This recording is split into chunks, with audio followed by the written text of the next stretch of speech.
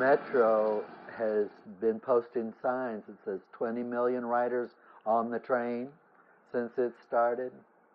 I'm on that train almost daily, and boy, I haven't seen them. I think you'd notice 20 million people. I believe the way they count, perhaps the way they've counted and estimated people for years, is totally bogus. There's no way 20 million riders have ridden the train. 20 million is a lot of riders. The buses are as sparsely populated now as when I first started riding buses in Houston. Not nearly as loaded as buses in Minneapolis. And Houston is 6 million. Minneapolis was 2 million, greater metropolitan Minneapolis-St. Paul area.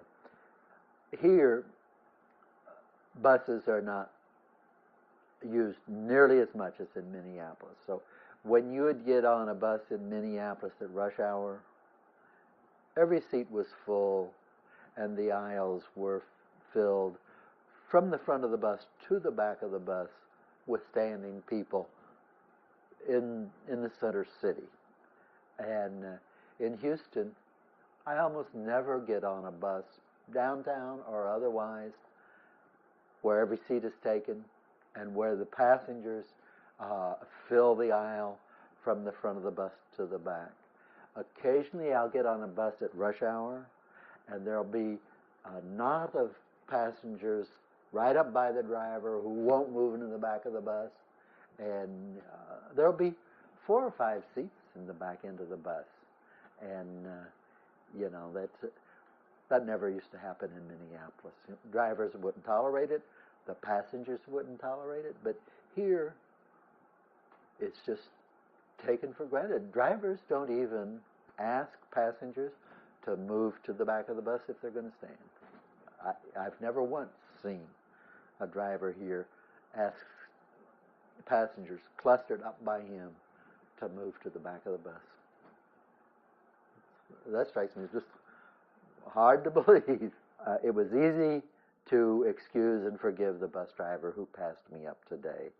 I was in between 2 bus stops that were 3 blocks apart. And so, in fact, I was a block and a half away from the stop. But you know what? That's a long distance to have, three long blocks in between bus stops. If you make your bus stops a quarter of a mile apart, you're going to have a lot of would-be rioters who didn't get there quite on time. The buses come 2 or 3 minutes early, 2 or 3 minutes late. Sometimes you don't know whether you're going to walk down to the next bus stop or even walk to your destination. So, you can't sit at the bus stop and wait when you may have just missed a bus, so it's going to be another half an hour. Sometimes you need to walk. Every time you get blown off by a bus driver, your interest in keeping a car and not using the bus goes up. Mine does. We were on the bus probably 120 minutes total today. I rode the bus for 120 minutes. I saw 4 different would-be riders passed up, blown off by drivers because they weren't exactly at the bus stop. One woman was an elderly Hispanic woman with a little grocery cart, and she was within 10 feet of the bus stop. One guy was running, and the driver passed him running. He was running in front of the bus. The driver stopped at a stop and took off again without that passenger. And we saw 2 more, waving and trying to get the bus. I can do everything I do, being pretty active, but retired, using the buses because I'm willing to walk 15 minutes when necessary to get to a different route where there's a bus sooner or, someplace where I'm a little bit stranded. Most senior citizens can't do a 15-minute walk to catch a bus. They need to do a 5-minute walk. A lot of retired people who might think about starting to use the bus for ecology reasons, try it a few times and have a few experiences like that. They're going to say, I'm going to keep driving. I'll pay $3 a gallon for gas. I'm poor enough I have to use the bus. But, people who can continue to use a car won't use the bus until we make the bus a pleasant experience for all classes and all races.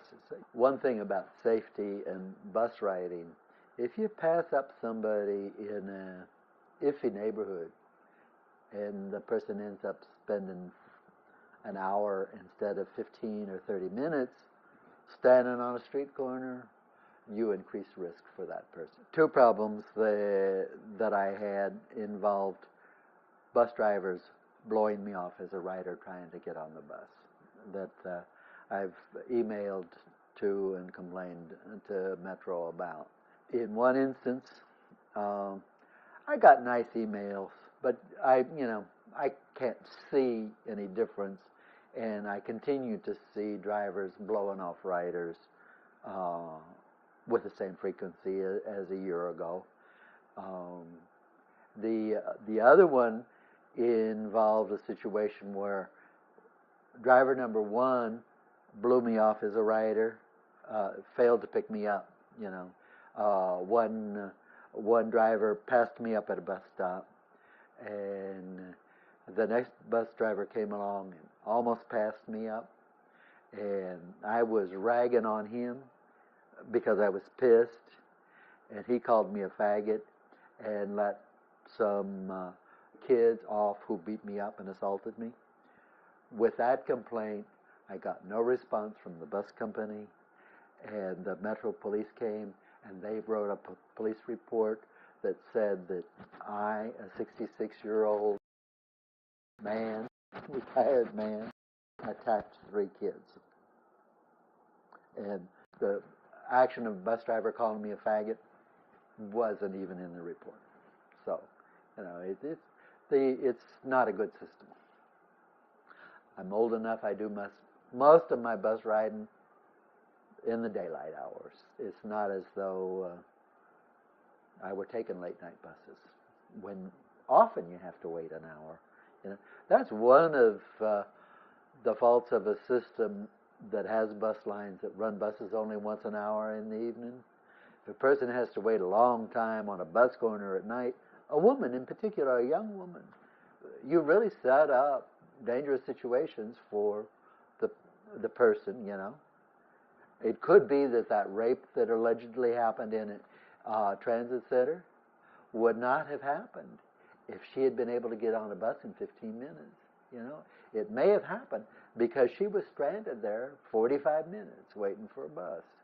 So for a mass transit system to work, you need buses every 15 or 30 minutes. Once an hour doesn't hack it from a lot of points of view. It took all day long to go to an ATM machine, get a bus driver's license, go to one appointment. If I weren't retired, I wouldn't have the luxury. I'd be forced to use a car, I think, yeah. I sure would like to drink a coffee.